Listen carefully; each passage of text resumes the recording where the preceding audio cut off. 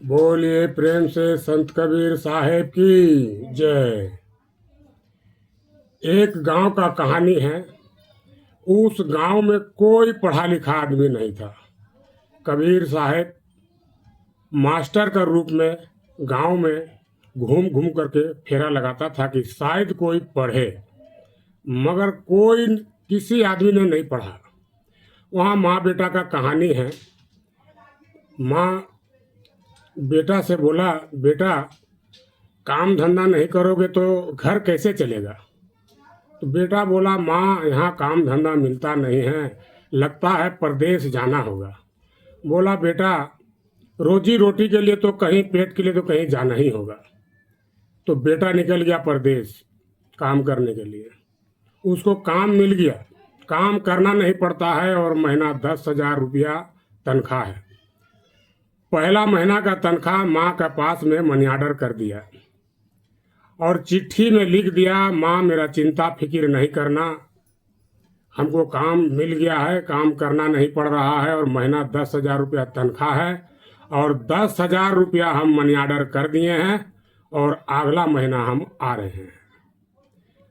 Peon ला करके चिट्ठी उस बुढ़िया को जैसे दिया, वैसे ही एक नौजवान छोकरा ड्रेस टाई लगा करके आ रहा था। बुढ़िया चिट्ठी को लिया और समझ गया चिट्ठी तो ऐसे ही होता है, ये चिट्ठी है, और वो नौजवान को दिया कि हमारा चिट्ठी यही लड़का बढ़िया पढ़ेगा। वो नौजवान छोकरा चिट्ठी ले लिया और चिट्ठी लेने के बाद में समझ गया कि अरे ये तो चिट्ठी है और इसका लायक हम है नहीं। इस सब ड्रेस को हमको देख करके बुढ़िया दिया, कितना भरोसा करके, इसका लायक हम है नहीं। अगर हम पढ़ा लिखा रहते हैं तो बुढ़िया को पढ़कर सुना देते हैं। यही सोच करके वो नौजवान छोकरा अफसोस करके रोने लगा तो बुढ़िया समझा कि मेरा बेटा मर गया। बोला, दो चिट्ठी हम समझ गए, ज्यादा मत पढ़ो। और चिट्ठी लिया और बुढ़िया अपना छाती पीट पीट करके रो रहा है। तो गांव वाला दो चार औरत आया जुटा, बोला देखो ये बूढ़ी माई काहे रो रहा है। तो आ करके पूछा कि भाई माता जी क्यों रो रहे हो। बोला, हमारा बेटा जो था वो मर गया। तो बोला, तू कैसे जाना गो। तो बोला कि चिट्ठी आया है। तो सब वो जो औरत लोग आया था वो लोग कहने लगा, चिट्ठी आया है तो बात सही है। ऐसे करते करते 2 से 4, 4 से 6, पूरा 5,000 का भीड़ लग गया। लेकिन जो भी आए यही कहे कि चिट्ठी आया है तो बात सही है, चिट्ठी आया है तो बात सही है। वही मास्टर को पता चला कि इस गांव में इतना भीड़ इकट्ठा कैसे हो रहा है, क्या बात हो। मास्टर वैसे ही घूमते घूमते वहां पहुंचा तो बोला, बात क्या है भाई इतना भीड़। बोला, ये बुढ़िया का एगो बेटा था, विदेश गया था काम करने के लिए, वो बेटा उसका मर गया। तो बोला, कैसे जाना। बोला, चिट्ठी आया है। वो कबीर गुरु जो था मास्टर, वो सोचने लगा ये गांव में तो कोई पढ़ा लिखा है नहीं, तो ये पढ़ा कौन, कैसे जाना। तो कहा दिखाओ चिट्ठी।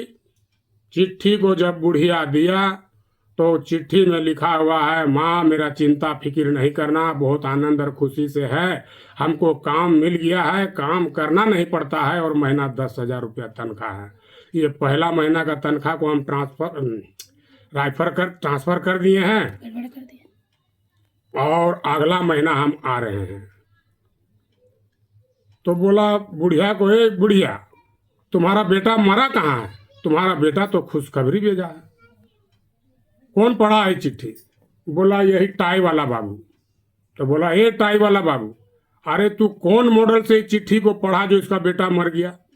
बोला, हम पढ़े कहाँ हैं, हम चिट्ठी लिए और अफसोस करके रोने लगे कि कितना भरोसा करके हमको इस चिट्ठी को बुढ़िया माँ दिया है और हम इसका लायक नहीं। अगर पढ़ा लिखा रहते तो हम पढ़कर सुना देते, तो हम नहीं पढ़ पाए, इसी का अफसोस से रोने लगे। इतने में तो बुढ़िया चिट्ठी लिया और छाती पीट पीट के रो रहा है। तो ये अनज्ञानता के कारण है भाई। जिसमें विवेक नहीं है वो इंसान बेकार है, जिस गाड़ी में ब्रेक नहीं है वो गाड़ी बेकार है। ज्ञान लेना, पढ़ना बहुत जरूरी है। बोलिए प्रेम से गुरुदेव की जय।